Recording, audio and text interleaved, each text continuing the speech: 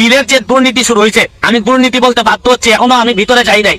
কারণ হচ্ছে গিয়ে একই বাসায় একই মানুষের কিভাবে 1300 আর 4000 কেমনে বিল হয়, এটা আমি মানুষ দেখেন এই বিলের কাগজ ছাড়া আমি কথা বলতে চাই না। জোট সরকারের সময় অন্ধকারে 17 ঘন্টা ছিলেন, উনি বিদ্যুতের দামের কথা বলেন।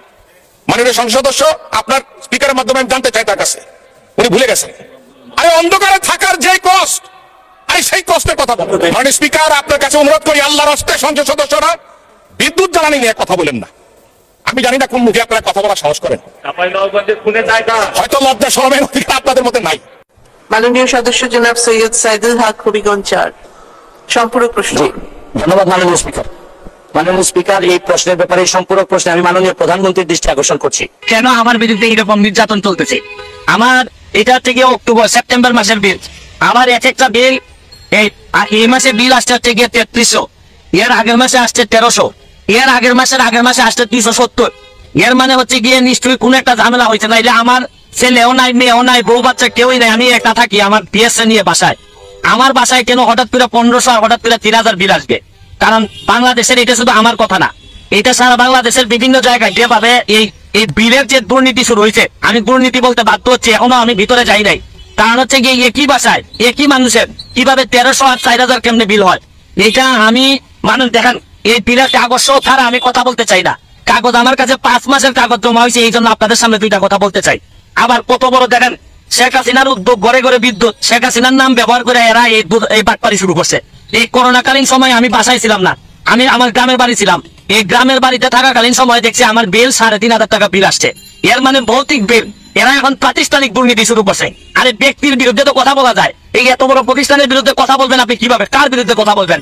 মাননীয় মন্ত্রীর দৃষ্টি আকর্ষণ করে বলছি, দেখেন আপনারা এই যে মানুষের যে দীর্ঘ নিঃশ্বাস, এই নেত্রীর নাম ব্যবহার করে উপরে নেত্রীর নাম দিয়ে এই যে আপনারা ভৌতিক বিল দেওয়া শুরু করছেন, এটা ছিলেন সকালবেলা উঠে যে গার্জিয়ান যে 1500 টাকার বিলের জায়গায় যে 3000 3500 টাকা বিল দেখে তার জীবন তো এইভাবেই শেষ হয়ে যাচ্ছে।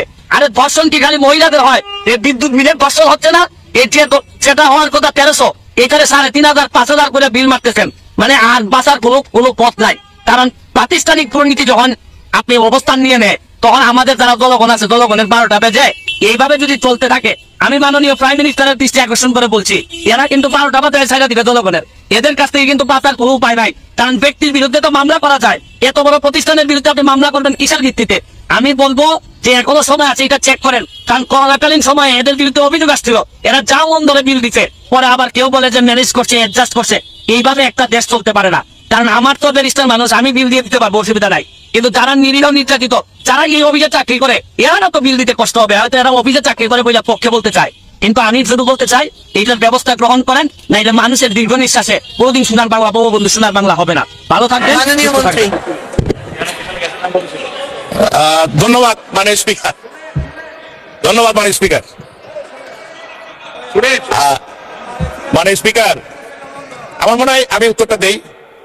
উনি অনেক উত্তেজিত হয়ে গেছেন সংসদ সদস্য, অনেকে অনেক সত্য কথা সহজে নিতে পারেন। আমি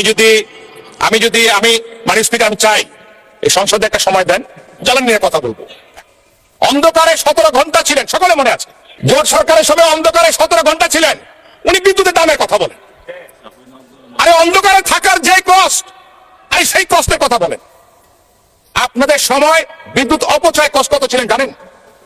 মাননীয় সংসদ সদস্য, আপনার স্পিকারের মাধ্যমে আমি জানতে চাই তার কাছে, উনি ভুলে গেছেন। 44% 44% অপচয় ছিল। অপচয়টা কি মত করে? দুর্নীতির মত। তিনবার দুর্নীতিতে চ্যাম্পিয়ন কি খামাখা হয়েছেন তারা? এরই মধ্যে মানববন্ধন শুরু করে দিয়েছে সোনারুঘাট এবং মাধবপুর এলাকাবাসীর বাসিন্দারা। ঢাকার প্রেস ক্লাবেও তারা আন্দোলন শুরু করেছে। কিন্তু এর মধ্যে বসে নেই প্রধানমন্ত্রী ও ব্যারিস্টার সুমনের বিষয়ে যা বললেন আর যা পদক্ষেপ নিলেন সেটা জানতে হলে সম্পূর্ণ ভিডিওটি অজ্ঞাতনামা ব্যক্তি থেকে আসা হত্যার হুমকির ঘটনায় প্রধানমন্ত্রী শেখ হাসিনাকে জানিয়েছেন সুপ্রিম কোর্টের আইনজীবী অভিযোগের 4 সদস্য ব্যারিস্টার সৈয়দ হক সাইদুল হক। প্রধানমন্ত্রী মনোযোগ সহকারে বিস্তারিত যথাযথ ব্যবস্থা নেওয়ার আশ্বাস দেন। সোমবার 21 জুলাই সন্ধ্যায় এক ফেসবুক পোস্টে ব্যারিস্টার সুমন নিজে এই বিষয়টি জানিয়েছেন। পাওয়ার প্ল্যান্ট ফেসবুক ওপেন করার পোস্টে জন্য। তিনি লিখেছেন, গভীর মনোযোগ সহকারে ঢাকায় শুনলেন আসতে আমার পৌঁছতে পারে নাই, তার মধ্যে প্রাণনাশের বিদ্যুৎ ব্যান্ড হুমকির হয়ে বিষয়। গেছে। তিনি আবারও মানবাধিকার উদাহরণ তৈরি করলেন। মাননীয় স্পিকার, আপনার কাছে অনুরোধ করি, আল্লাহর রাস্তায় মাননীয় সংসদ সদস্যরা প্রধানমন্ত্রী দেশরত্ন শেখ বিদ্যুৎ হাসিনা জ্বালানি ও নিয়ে কথা ওবায়দুল বলেন। কাদের এমপি আমি জানি না কোন পোস্টের মুখে আপনারা কথা পাশাপাশি বলা সাহস করেন। 46 সেকেন্ডের একটি ভিডিও প্রকাশ করেন হয়তো লজ্জা শরমের অধিকার আপনাদের মধ্যে নাই। ভিডিওতে দেখা যায় তিনি ঘন্টার পর প্রাণনাশের ঘন্টা হুমকির কথা বলতে ঘটনা পারবো, প্রধানমন্ত্রীর কাছে তথ্য না বলেছেন খালি এবং ডকুমেন্ট নিয়ে বিষয়টি মনোযোগ